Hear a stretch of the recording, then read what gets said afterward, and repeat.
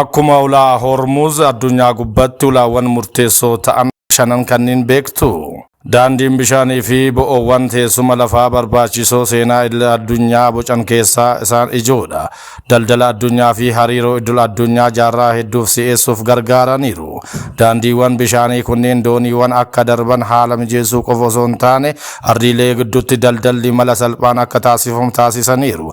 Geejjibni meeshaalee daldalaa gugurdoon galaana irratti waan hirkatuuf barbaachisummaan daandii bishaanii kanaa sirna dinagdee addunyaatiif wirtuu murteessaa ta'eera. Daandiiwwan bishaanii kunneen galaana walitti hidhuu keessatti gahee olaanaa kan qabanii fi fageenya daandii galaanaa hir'isuu, dhiyeessii addunyaa salphisuu, yeroo fi baasii qusachuu keessatti gumaacha qabu. Kanaafuu daandiiwwan bishaanii kanneen irratti jeequmsi yookiin rakkoon uumamu kamiyyuu gabaa addunyaatti jeequmsa guddaa fiduu danda'a. Barbaachisummaan daandiiwwan bishaanii kunneen dinagdee qofa irratti kan murtaa'e otoo hin taane akka mallattoo humna siyaasaa fi waraanaatti ilaalamu. Ulaawwan kanneen tokko tokkoon haa ilaallu. Tokkoffaa ulaa Hormuz. Iraanii fi Oomaan gidduutti kan argamu ulaan Hormuz bakki teessuma lafaa isaa galoo galaana Pershiyaa fi galaana Hindii waan wal qunnamsiisuuf daandii galaana addunyaa irratti barbaachisoo ta'an keessaa isa tokkodha. Naannoon kun geejjiba doonii boba'aa biyyoota galoo galaanaa irraa gara gabaa idil addunyaatti geessuuf akkaan barbaachisan waan ta'eef daandii galaana addunyaa irratti murteessaa ta'an adda durummaan eeramanidha.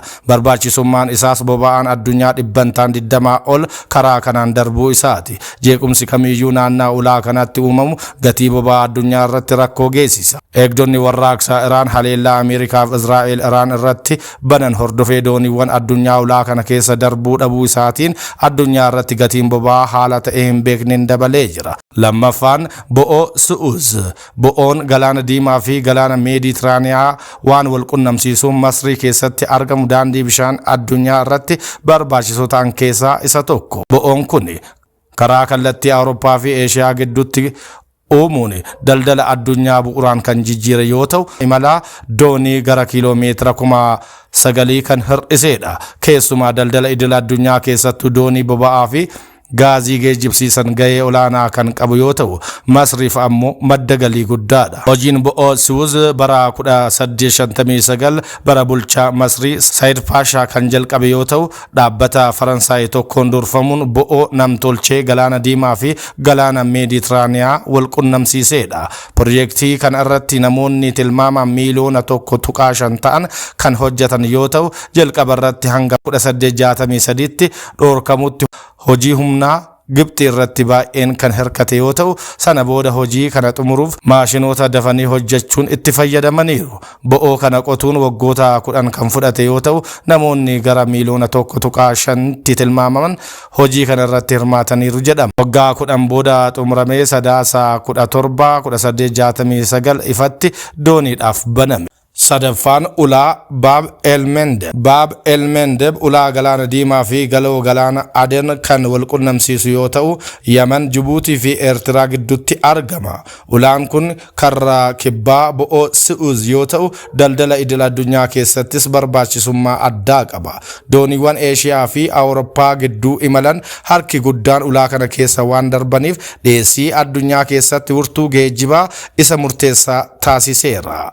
Haa ta'u malee wal dhabdeen gaafa Afrikaa fi Yaman keessatti uumameen rakkoo nageenyaa kan mudate yoo ta'u, yeroo hedduu rakkoo nageenyaaf saaxilamaadha. Kanaaf biyyoonni addunyaa humna guddaa qaban xiqqaafillee rakkoo akka hin mudanneef fedhii guddaa qabu. Yeroo darbe keessa doorsisnii fi haleellaan Huutiin Yaman Israa'el mormuuf dooniiwwan ulaa kana keessa darban irratti raawwataa turan geejjiba dooniiwwan idil addunyaa irratti jeequmsa guddaa kan fide yoo ta'u, baasii inshuraansii galaanaa akka dabalu taasiseera. Kana ittisuufis biyyoonni Awurooppaa hedduu fi Ameerikaa humna idil addunyaa uumuun Opereeshinii Asbidis jedhamuun nageenya naannawa galaana diimaa fi ulaa Baab al Mandab eeguuf hojjetaa turan. Ergamni isaanii garee Huutii ulaa kanarratti rakkoo akka hin uumne dooniiwwan eeguu, balaa isaan geessisuu danda'an hordofuu fi deebii kennuu, akkasumas nageenyi naannoo murteessaa kana akka eegamuu fi dhiibbaa jeequmsa daldalaa idil addunyaa irratti fidu xiqqeessuu kan dabalatudha. Afaan ulaa Jibrlaatar.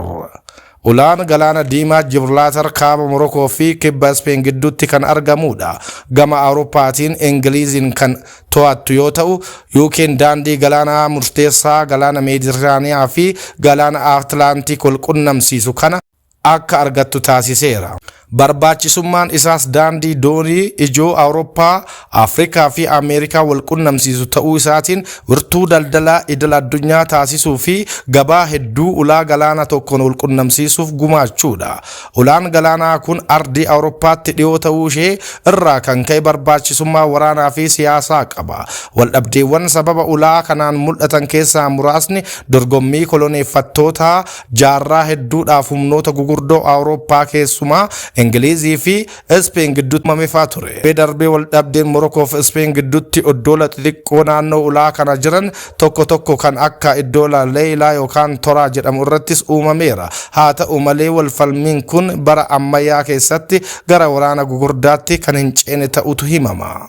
Shanaffaanii fi inni dhumaa bo'oo Paanaamaadha. Bo'oon Paanaamaa ulaa daandii bishaanii namtolchee maayilii 51 dheeratu kan galaana Atlaantikii fi Paasifiik wal qunnamsiisu yoo ta'u, imala daandii galaana bahaa fi dhihaa addunyaa gidduu jiru gabaabsa. Bo'oon kun dooniiwwan gugurdoon gara galaana Atlaantikii fi Paasifiikitti qaxxaamuran kan taasisu yoo ta'u, yeroo imala galaanaaf baasii geejibaa haalaan hir'isuuf gumaacheera.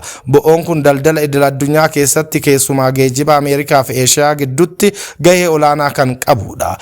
Guddina daldala idil addunyaa keessummeessuuf qaburraa kan ka'e hanga dandeettii isaa guddisuuf dhiyeenya kana hojiin babal'isuu irratti hojjetameera. Hojiin bo'oo Paanaamaa bara 1881 karoora Faransaay kan Ferdinand de Lesseps durfamuun kan jalqabe yoo ta'u, yeroo Paanaamaa qaama Koolombiyaa turetti ture. Haa ta'u malee piroojeektichi gidduutti dhaabbatee kan ture yoo ta'u, Ameerikaan bara 1903tti Paanaamaan Koolombiyaa irraa adda baatu erga deeggarteen booda bo'oo kana tolchuun bara 1914tti xumurtee ifatti dooniiwwan addunyaaf baname. Booda bo'oon Paanaamaa waggoota kurnaniif Ameerikaan kan to'atame yoo ta'u, boodarra Paanaamaa keessatti waldhabdee keessoo fi mormii guddaan dhiiga dhangalaase uumameera. Keessattuu taateewwan bara 1964 kan lammiileen Paanaamaa fi loltoota Ameerikaa gidduutti walitti bu'iinsi uumame seenaa bo'oo kanaa waliin wal qabatee ka'a.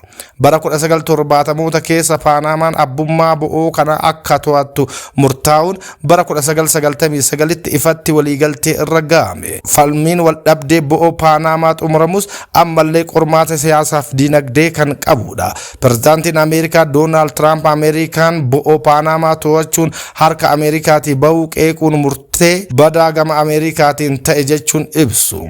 Kana malees ulaan galaana Hindii fi galaana Chaayinaa kibbaa walqunnamsiisa malacaa jedhamu ulaan Tarkii keessatti argamu Bosporus fi Dardanelles jedhaman ardiilee Eeshiyaa fi Awurooppaa addaan qoodan, akkasumas bo'oon Kiil jedhamu kan kaaba Jarmaniitti argamuu fi galaana Baaltikii fi galaana kaabaa walqunnamsiisu daandiiwwan doonii murteessoo addunyaa warra beekamoo ta'an keessatti eeramu.